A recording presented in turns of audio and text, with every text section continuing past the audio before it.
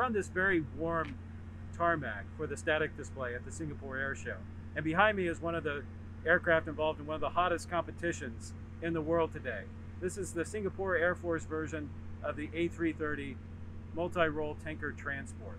And it's competing with another aircraft, the Boeing KC-46A Pegasus, that's also here just behind this aircraft on the static display. These aircraft have been locked in a competition for more than 20 years.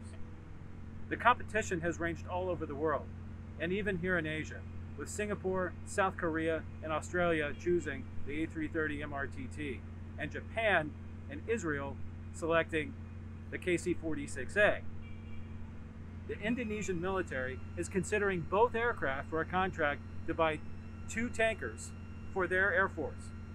But that is just a taste of what is to come.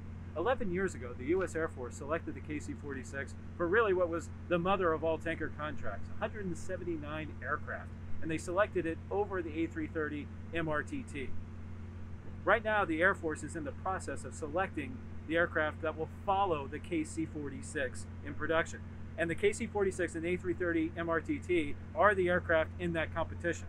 The US Air Force wants to buy 140 to 160 aircraft, with delivery starting from 2029 to the early 2040s. And even though the aircraft involved in that competition are nominally the same, inside we know that there are going to be some major changes, especially to the A330 MRTT.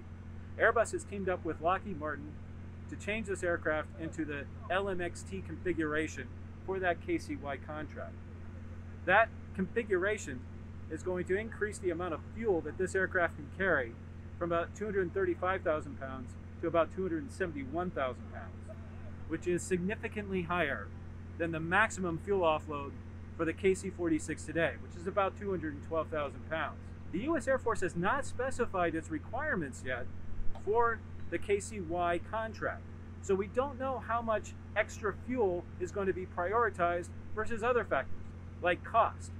But what we can expect over the next several years, and even at the show this week, is the continued competition, this intense competition between these two aircraft playing itself out on the world stage.